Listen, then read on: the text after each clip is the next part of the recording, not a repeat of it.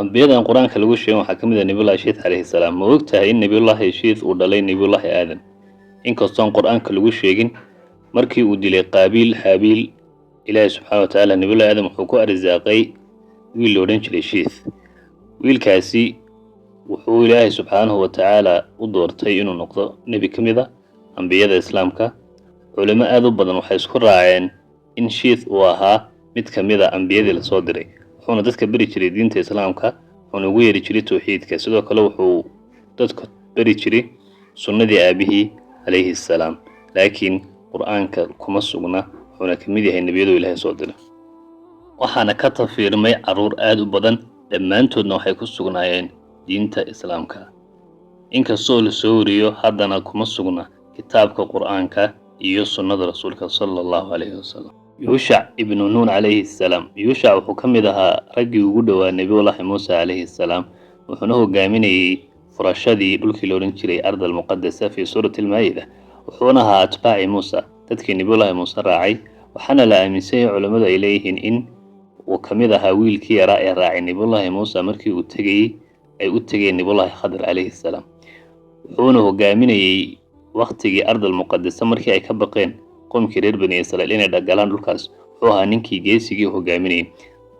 markii uu dhintay nebiyullaahi muuse kadib waxaa la wareegay qiyaadada iyo hogaaminta yuushac ibnu nuun, wuxuuna ka mid ahaa magaaladii uu furtay ariixa magaalo la odhan jiray. waana ninka keliya ee qoraxda ilaahay subxaanahu wa ta'aala u xabisay si ay u galaan magaaladii waqtigaas ee ardal muqadasa. ma jirto maalin qoraxda la xabisay oo ay istaagtay maalin aan ahayn maalinka yuushac ibnu nuun. daaniyaal calayhi salaam. daaniyaal wuxuu caan ku ahaa xikmadda iyo sabirka, waxaana ixtiraami jiray muslimiinta, yuhuudda iyo masiixiyiinta. qur'aanka laguma sheegin magaciisa oo dhammaystiran, laakiin wuxuu ku soo arooray xikaayaadka islaamka. wuxuu soo baxay waqti ay jirtay xuruub iyo dagaallo aad u waaweyn oo ka jira dhulkii la odhan jiray baabil. wuxuuna caan ku ahaa xikmadda iyo inuu fasiro riyooyinka oo ilaahay hibuu siiyey. markii ay muslimiintu furteen magaaladii la odhan jiray tustur waqtigii cumar ibnu khataab, waxaa la aaminsan yahay inay heleen meydka nebiyullaahi daaniyaal calayhi salaam. wuxuuna cumar amray in lagu aaso meel aanay dadku garanayn, sababtoo ah waxaa laga yaabaa inay ku fitnoobaan si aanay ugu fitnoobin. nebiyullaahi daaniyaal wuxuu ka mid ahaa nebiyadii ugu sabirka badnaa, waxaana lagu xasuustaa iimaanka iyo duruufihii adkaaya uu soo maray. irmiya calayhi salaam. irmiya wuxuu ka mid ahaa ambiyadan qur'aanka lagu sheegin, wuxuuna ka mid ahaa ambiyadii reer bani israa'iil, wuxuuna qoomkiisa uga digay fasaadka iyo dulmiga ay sameynayeen. wuxuu ka mid ahaa ambiyaa bani israa'iil, inkastoo qur'aanka lagu sheegin haddana wuxuu ku soo arooray at-turaath al-islaami.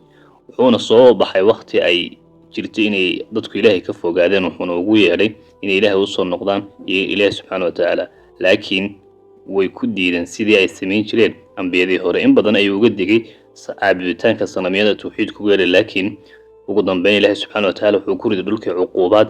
waxaa ka mid ahaa tadmiirkii lagu sameeyey yuhuuddii deganeyd baytulmaqdis, ninkii soo weerar ee buqtunasar. irmiya calayhi salaam wuxuu xasuusinayaa in u yeedhidda dadka diinta loogu yeedhayo ay tahay mid taagan waqti walba iyo xilli walba. xisiqiyaal calayhi salaam. xisiqiyaal wuxuu ka mid yahay ambiyadan qur'aanka ku soo aroorin, laakiin wuxuu caan ku ahaa soo nooleynta dadka dhintay, taasoo uu ilaahay subxaanahu wa ta'aala awood u siiyey sidii nebiyullaahi ciisa oo kale. waxaa la aaminsan yahay inuu calaaqa la leeyahay qisada qur'aanka ku jirta alam tara ila aladiina kharajuu min diyaarihim, qoom guryahooda ka baxay iyagoo muudka ka cararaya, laakiin qur'aanku magaciisa si saxa uma xusin. nebiyullaahi xisiqiyaal calayhi salaam wuxuu ku soo haagay xilli ay dhulka ka jirtay fasaad fara badan uu ku faafay, dagaallo aad dadka u saameeyey ay jireen, wuxuuna dadka ugu yeedhay diinta iyo inay xaqa ay qabsadaan. wuxuuna ka mid ahaa ambiyada aan qur'aanka lagu sheegin laakiin ku soo arooray at-turaath al-islaami. wuxuu caan ku ahaa sabirka iyo kalsoonida iyo rajada ilaahay subxaanahu wa ta'aala. samuel calayhi salaam. samuel wuxuu ka mid yahay ambiyadii isaguna loo soo diray reer bani israa'iil, waana ninkii ay ka codsadeen qoomkii reer bani israa'iil inuu ilaahay u soo saaro boqor loolan jiray taaluut.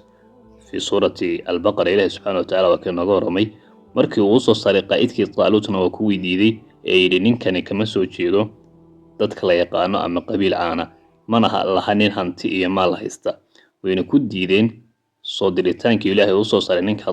fadlan channelka like, subscribe, like na saar, siina share garee mahadsan.